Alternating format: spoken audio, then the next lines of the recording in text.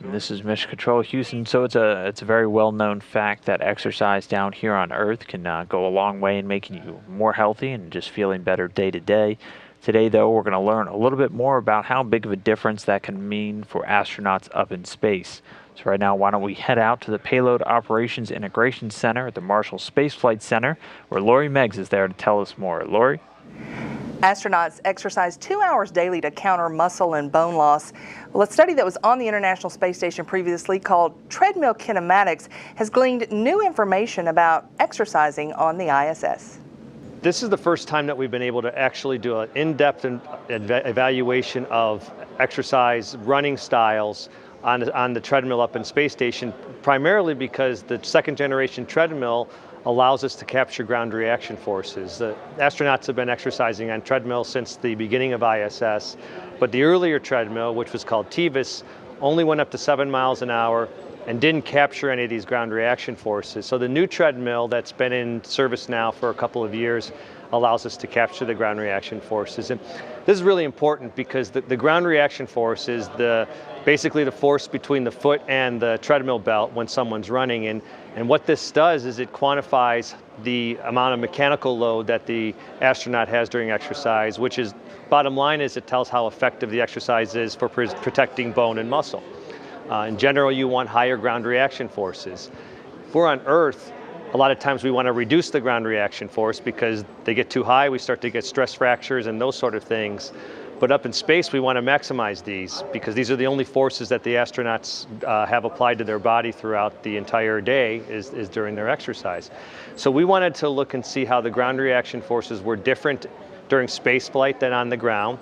Because during space flight, you can't run on a treadmill like you would on the ground. If you did, you would just keep bumping your head up into the ceiling of the ISS. So the astronauts wear a harness and they wear a bungee system that pulls them back down.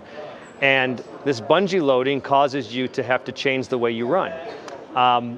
We hadn't had any data that allowed us to show specifically how there were changes. We just knew there probably were. So this was the first activity that we did a formal evaluation of how people run and compared running styles in normal gravity to running styles up on the space station. We learned a lot of really cool things. First of all, from an exercise perspective, we found out that running fast is really, really important. The faster you run, the greater the force is between the foot and the ground. From a brain perspective, and this is where people who study motor control and how the brain works, and maybe people who are interested in studying how the brain might change due to injury or due to aging or these sort of things, what this means is that gravity is not necessary for someone to run the same way that they would run on the ground. So the data tell us that when it comes to running, people can pretty much do this automatically, even though that input is different from on the ground. And there hasn't been any other studies that have been able to study a real large-scale multi-joint movement like running where you take away gravity to see what the effects are. So this is one of the first that's been able to do that. It was kind of a serendipitous finding. Our purpose was to understand exercise, but we also found out a little bit about how the body controls running. And speaking of exercise, we know that it is good for the astronauts, but it's also good for us here on Earth. We're getting ready for an event here at the Marshall Space Flight Center that has really close ties to the ISS. It's called Racin the Station, and joining me now is the race director, Kent Criswell. And Kent, tell us, it's a cool name, so tell me what Racin the Station is.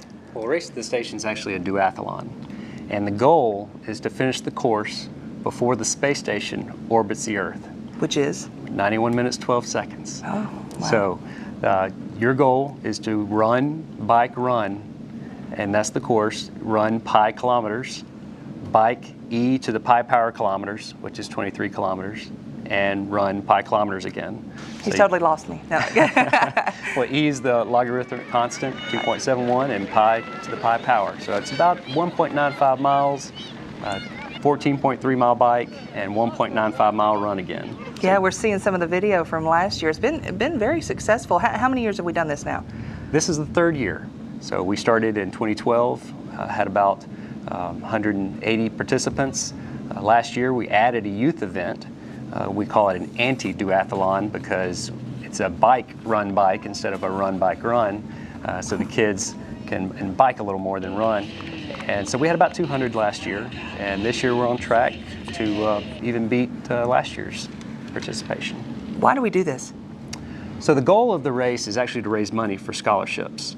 Marshall Association is a group of Marshall employees and Redstone employees and other community people that have access to the Arsenal, and we raise money. Also, turned it more into an outreach as well, to show the amazing things we do here at Redstone. Not just the NASA things with the space station, ECLS, SLS, Mighty Eagle, but also the Army ties we have with the Patriot missile, with UAVs.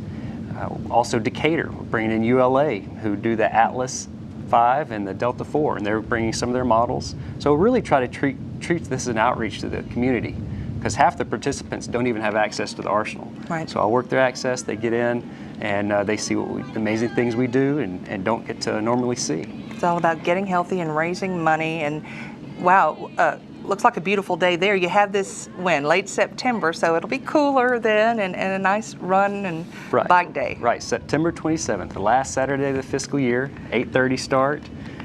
We race, and you can register up till the 23rd if you don't have access, and the 25th if you do have access to the Arsenal. All right, I better get right on that. I'll give it a try. There you go. I may not get far. I may not cross that finish line, but good luck to you. It's a great idea, and we hope other centers get involved too, right? Nobody else does this. No one does it. Johnson's talked about it, so. All right, there's a challenge. Well, that'll do it for us. From the Payload Operations Integration Center here in Huntsville, now back to you at Mission Control in Houston. Thank you to Lori and all the folks out there at Marshall. I'll see if I can rally the troops and get our own race going.